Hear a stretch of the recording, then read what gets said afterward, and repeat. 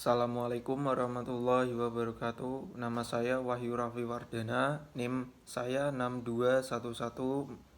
62114220054 dari kelas 1A jurusan IKOR Fakultas Ilmu Keolahragaan. Di sini saya akan mempresentasikan materi tentang jalur ubiquitin proteasom pada kematian protein dan kehidupan sel. Dari proses pemulung terminal non-spesifik yang tidak diatur, telah menjadi jelas bahwa proteolisis protein seluler adalah proses yang sangat kompleks, dikontrol secara temporer, dan diatur secara ketat yang memainkan peran penting dalam beragam proses seluler dasar. Di antaranya adalah siklus sel dan regulator pertumbuhan, komponen jalur transduksi sinyal, enzim penjaga rumah, dan jalur metabolik spesifik sel, dan protein yang bermutasi atau rusak setelah diterjemahkan. Dengan beberapa target seluler, tidak mengherankan bahwa sistem terlibat dalam pengaturan banyak proses seluler dasar seperti siklus dan pembelahan sel, diferensiasi dan perkembangan, respons terhadap stres dan modulator ekstraseluler, morfogenesis jaringan saraf, dan modulasi sel. Degradasi protein oleh sistem ubiquitin melibatkan dua langkah berbeda dan berturut-turut. Yang pertama, perlekatan kovalen beberapa molekul ubiquitin ke protein target pada gambar 1A, dan yang kedua, degradasi protein yang ditandai oleh proteasom 26S pada gambar 1B, atau dalam kasus tertentu oleh lisosom atau vakuola. Struktur sistem tampak hierarkis pada gambar nomor 2. 1E mengaktifkan ubiquitin yang diperlukan untuk semua modifikasi.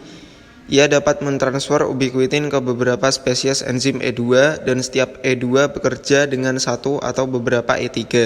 Hanya sedikit E3 yang telah diidentifikasi sejauh ini, tetapi tampaknya enzim ini termasuk dalam keluarga protein yang besar dan berkembang pesat. Dalam sistem ubiquitin, substrat dikenali oleh E3 yang berbeda. Beberapa protein dikenali melalui sinyal primer dan terikat langsung ke E3.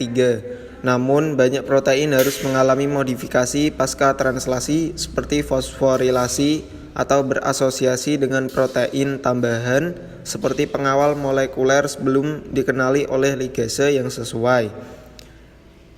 Untuk mode pengenalan substrat, lihat gambar nomor 3. Dengan demikian, enzim pengubah dan protein tambahan juga memainkan peran penting dalam proses pengenalan.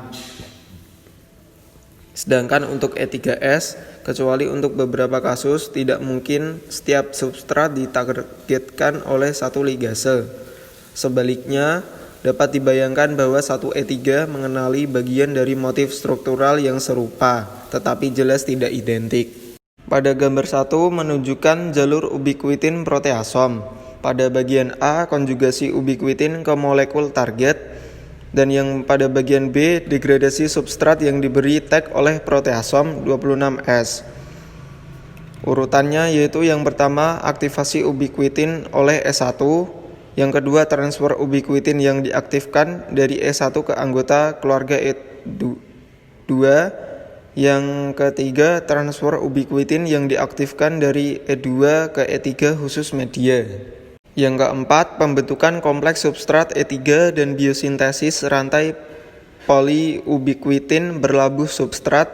Yang kelima, pengikatan substrat polyubiquitinate ke subunit reseptor ubiquitin di kompleks 19S dari proteasom 26S, dan degradasi substrat menjadi peptida pendek oleh kompleks 20S. Dan yang keenam, daur ulang ubiquitin melalui aksi isopeptidase. Pada gambar nomor 2 merupakan struktur hierarki mesin konjugasi ubiquitin. E1 tunggal mengkatalisis aktivasi ubiquitin dan mentransfernya ke beberapa enzim E2. Dalam kebanyakan kasus, E2 mentransfer di mana-mana ke beberapa E3. Sementara dalam beberapa kasus E2 khusus untuk E3. E3 dapat bersifat khusus media atau dapat mengenali beberapa media melalui motif yang serupa. tetapi tidak identik. Substrat tertentu dapat ditargetkan oleh beberapa E3, mungkin melalui motif pengenalan yang berbeda. Pada gambar nomor 3, merupakan mode pengenalan substrat protein oleh E3 yang berbeda. E3 dapat mengenali substrat secara konstitutif melalui motif utama seperti residu terminal N, aturan ujung N. Banyak protein dikenali setelah modifikasi pasca translasi, misalnya fosforilasi atau asosiasi dengan protein tambahan, misalnya HSC atau HPV E6, reseptor N, R, N-terminal. E1 enzim ini menghasilkan zat antara thiolester berenergi tinggi dengan ubiquitin yang melibatkan residu CYS internal. Ubiquitin teraktivasi dipindahkan dari E1 ke residu CYS dari enzim E2, sehingga menghasilkan zat antara thiolester lain. Beberapa E2 terlibat dalam proses seluler tertentu, sementara peran E2 lainnya masih belum jelas. Karena efek spesifik dari E2 tertentu pada proses yang ditentukan, telah diusulkan bahwa mereka dapat berinteraksi langsung dengan protein substrat. Sementara interaksi tersebut telah dijelaskan dengan menggunakan metode screening interaksi protein-protein. Fungsi spesifik E2 disebabkan oleh hubungannya dengan E3 yang berbeda.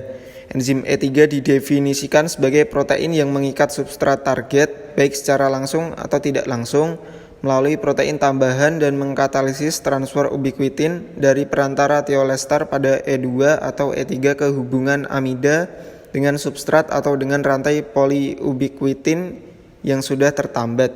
Untuk itu, karena protein target mengikat ligase sebelum konjugasi, E3 adalah pemain kunci dalam menentukan spesifisitas tinggi dari sistem. Meskipun penting, jumlah E3 yang diketahui sedikit dan aksi mereka lebih jarang. Protein seperti ubiquitin, konservasi evolusioner yang tinggi dari ubiquitin memungkinkan ditemukannya banyak protein yang berhubungan dengan ubiquitin. Beberapa seperti Parkin yang terlibat dalam patogenesis beberapa bentuk penyakit Parkinson lebih besar dari ubiquitin dan memiliki domain mirip ubiquitin yang hanya menampilkan sedikit homologi terhadap ubiquitin. Mereka tidak memiliki C-terminal glay dan tidak dapat dikonjugasikan.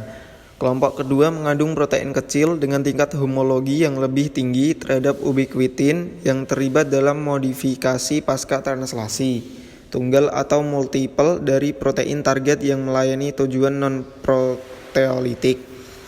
Keterlibatan sistem ubiquitin dalam patogenesis penyakit mengingat berbagai substrat dan proses di mana jalur ubiquitin terlibat.